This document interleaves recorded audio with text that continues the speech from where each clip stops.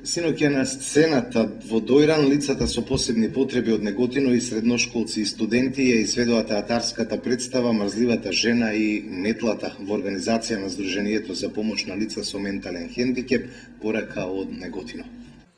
Театарската представа Мрзливата жена и метлата представува интегративна представа чија актерска екипа е составена од лица со попреченост во менталниот развој, корисници на услугите на дневниот центар и службата за домување со поддршка во заедницата на порака Неготино од Неготино, заедно со средношколци и студенти. Во склоп на дневниот центар порака Неготино функционира работилницата за драма и во склоп на оваа работилница, благодарение на донацијата на Електрани на Македонија, се спремаше театарската представа Мрзливата жена и метлата, која што имаше своја премиера во Скопје, која беше доста успешна, а сега исто така благодарение на Елем сме и на летен одмор во Дојран и тука за прв пат на летната сцена на Дојран ја прикажавме театарската представа Мрзливата жена и метлата.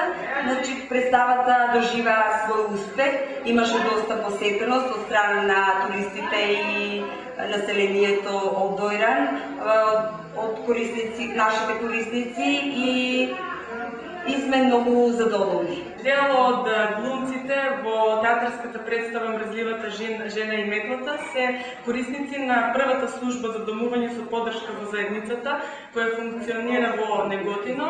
Тие веќе 4 години живеат во стамбени заедници во Неготино и Димиркапија и благодарение на дневниот центар кој што постои за возрастни лица во Неготино, тие успеа да го постигнат овој голем успех, можам да кажам, и да го достигнат врвот на социализацијата и интеграцијата во социјалната заедница. Ваквиот начин на непосредно вклучување на лицата со попреченост во менталниот развој во активности од областа на културата придонесува многу во нивниот личен развој, подигање на степенот на нивната самодоверба и самопочит и нивното повисоко ниво на чувство на достоинство.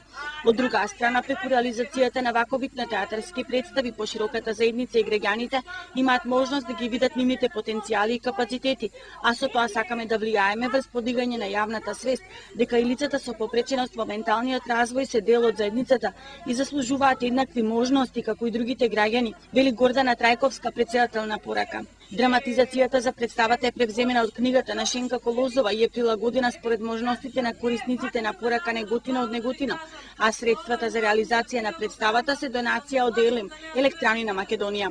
Еве што изјавија самите актери по представата која остави силен позитивен впечаток, кај оние кои ја проследија во Дојран. Долгите и чести аплаузи беа доказ дека целта е постигната. Во представата јас ја имав улогата на еден од кафанџиите, исто така бев и улога на суфлер на поголемиот број од актерите кои што учествуваа во представата. Беше феноменално, имав успешна премиера и во Скопје и сега во Дојран, забавно како и секогаш. Најголемо доживување е секако забавата што ја имавме за време на пробите, за време на представите и задоволство е да се работи со овие луѓе. Мрзливата жена на Петко бе. Јас изслушав кога Петко ме натепа со метлата и станав домакинка. Огромно е задоволството да се учествува во една представа која представува спој на лица со хендикеп и средношколци и волонтери во дневниот центар за лица со хендикеп порака. Нашето волонтирање како средношколци и студенти во дневниот центар представува едно, верувам, незаборавно доживување пред се и представува еден огромен плюс во нашиот личен развој. Воедно ние со нашето волонтирање придонесуваме и тоа многу придонесуваме за личниот развој на корисниците на услугите на дневниот центар за лица со посебни потреби порака.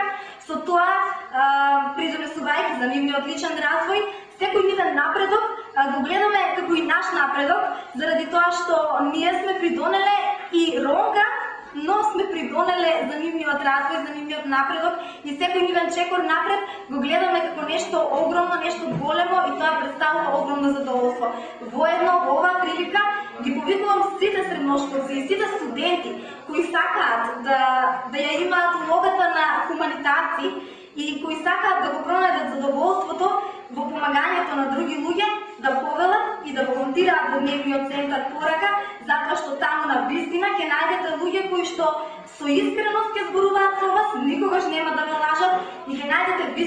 пријатели. Убаво беше, се дружевме со сите, среќна сум.